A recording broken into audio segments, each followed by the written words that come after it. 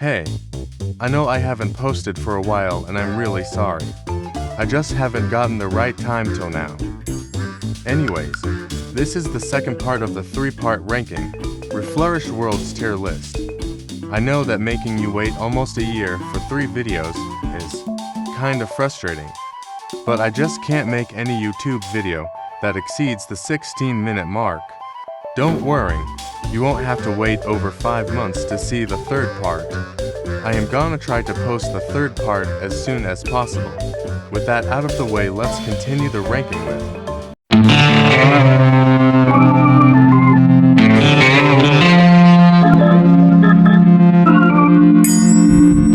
yes, the world that everyone loves in vanilla. Anyways, this expansion is not bad, to be honest.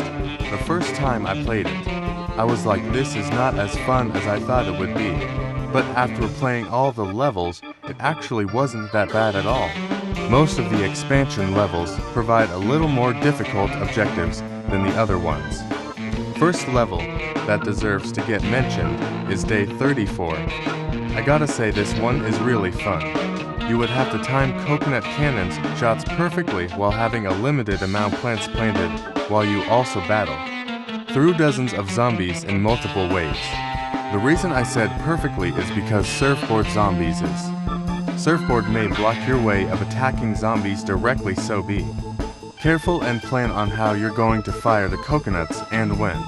One wrong move, and you risk the flowers being stepped on. Day 35 is only mentioned here because of 2 things.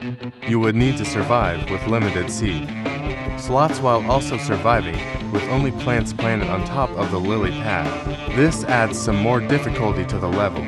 Day 36 is a last stand level, with the difference being you would need to plan your defense using the plants given to you. Day 39 has an interesting spin on the tide gimmick. The water only takes up about 3 column tiles rather than at least 5. This makes it that the surfboard zombies' surfboard will again act as a shield. Day 40 has you protect endangered walnuts at the far left side of the lawn. So, you know that this level is gonna spam zombies. Oh yeah, and this is a conveyor belt level. So good luck. The plants here are nothing original and are obvious choices, but not a bad pick for these plants. Chomper's sharp teeth are as useful as ever. Homing Thistle's projectile doing mediocre damage as ever. The standout for this world is definitely Hot Potato. Even though she is unlocked in this world, it's like she fits in Big Wave Beach. Just as right, if not more, in Frostbite Caves, because of how useful she is against octo zombies. The devs had to make big nerfs to some of the zombies in this world, because of how annoying octo zombie and fisherman zombie in vanilla, and that they did. Scuba zombie was just kinda like a fly to me. It wasn't a threat to my defense at all. The new zombies aren't used in any creative way at all, which is disappointing. Overall, this expansion is alright, which is why it's C tier.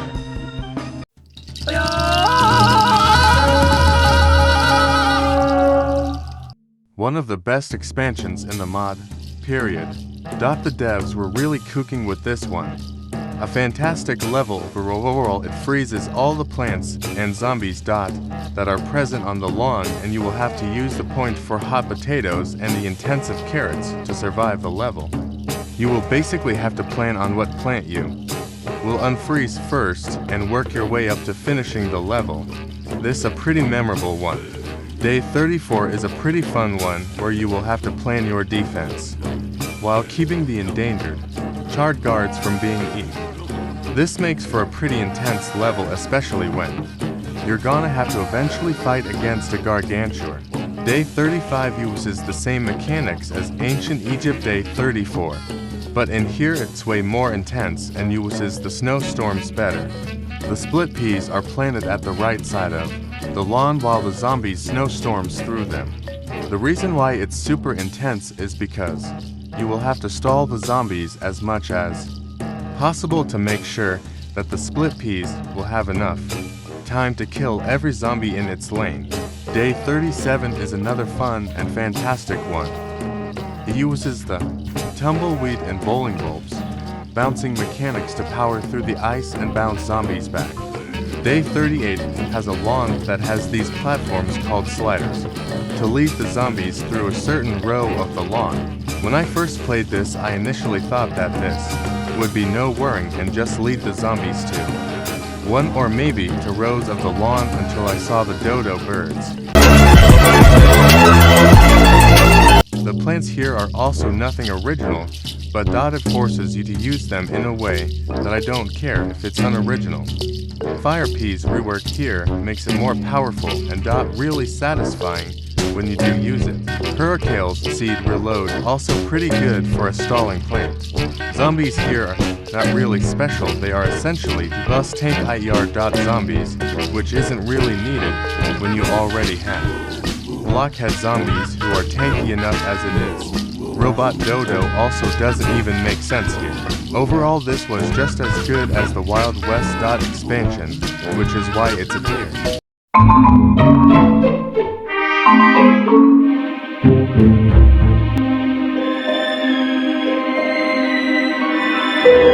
It's solid? Yep, it is. The night change here is genius cause you are essentially getting no sun from the sky, but you're in a world where sun should be given more than generously, which enables you to spam plants, but because it's nighttime you aren't able to make a bajillion suns, which leads you to not being able to spam dot plants like you used to, and so the day levels are renamed to night levels, and also Night 36 uses a really creative way in using the objective of dot producing a certain amount of sun while also using iceberg lettuce to stop the dot explorer zombies from burning your plants. Night 37 used a really intense way of using the fire tiles. You essentially have to stop the zombies from stepping into them, or else the endangered coconut cannons get burned. Now even after you think your defense is unstoppable, the Gargantuous throws the imps directly on the boulder dot tiles to keep you from getting to dot comfortable genius and fantastic level design. The plants here are also nothing original and were pretty obvious except for daisy chain dot dot. They do their jobs well here, and balances such as in Durian's lower sun cost is a nice touch. I really adore the zombies added here. They added the explorer dot zombies here, which let's be real fits more in here than ancient Egypt. Magenta Skull Zombie adds a nice touch to the intensity of dot. The levels here and the times he is used are fantastic. Overall solid expansion, B tier.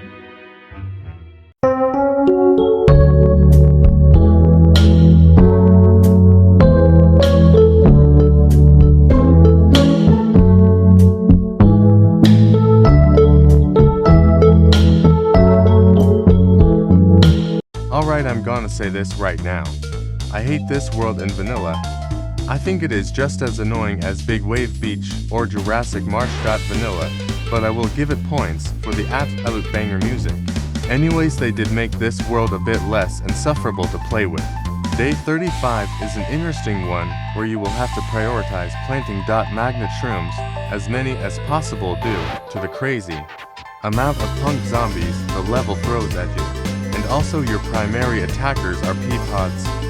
Yeah, them.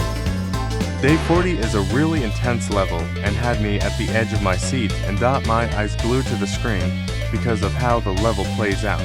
There is 2 endangered sun producers on the dot lawn and 1 arcade machine each on the row of said plant. After a while, arcade zombies start pushing the arcade machine towards the sunflowers while it still spawns arcade zombies continuously. What a fantastically designed level.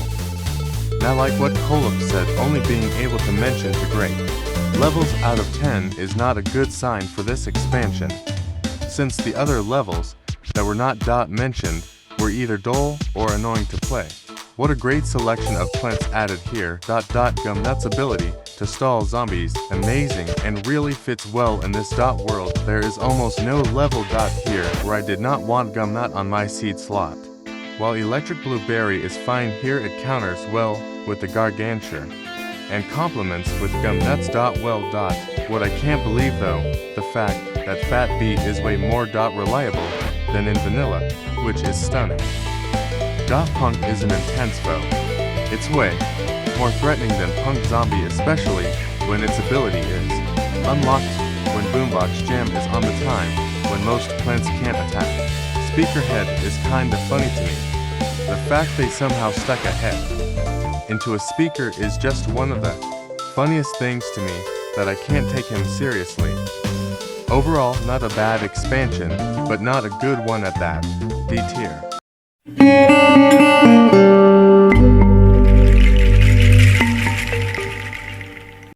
This is peak modding, period.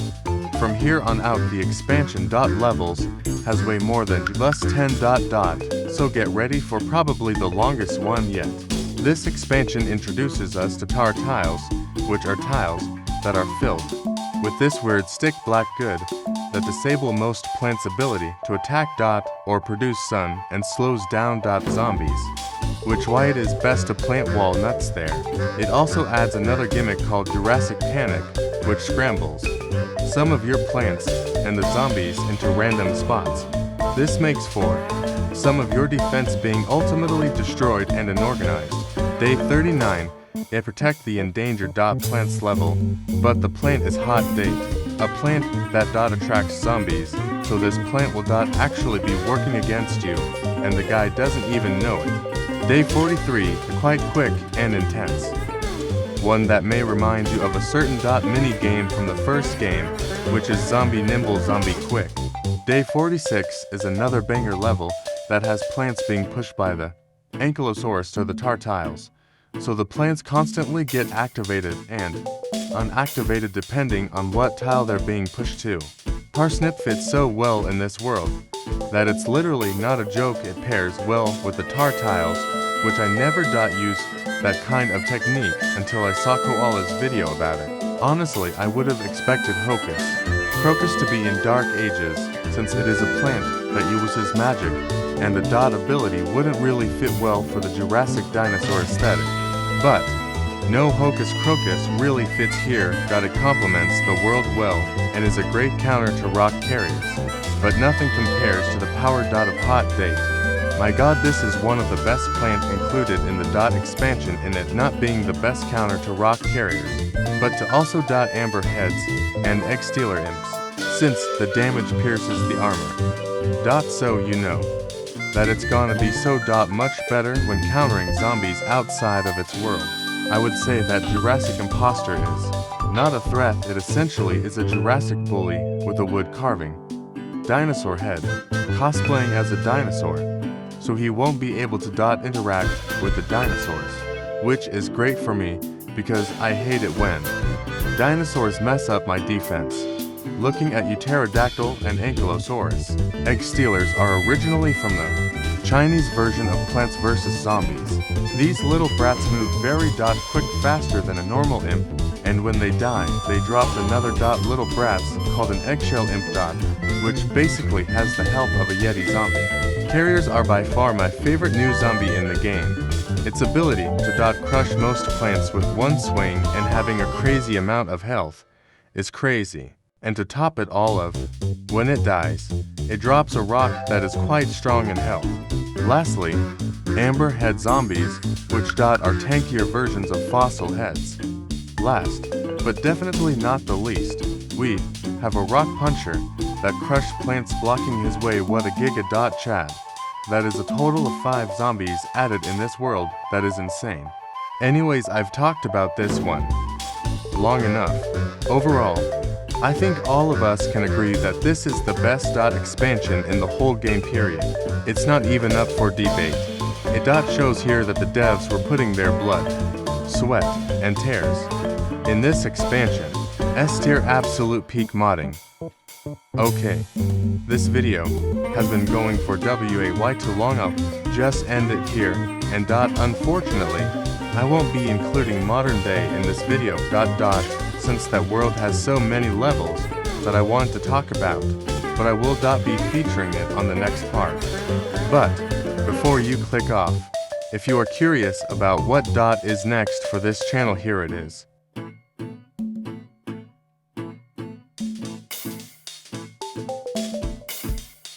Thank you so much for watching, and I'll see you in the next video.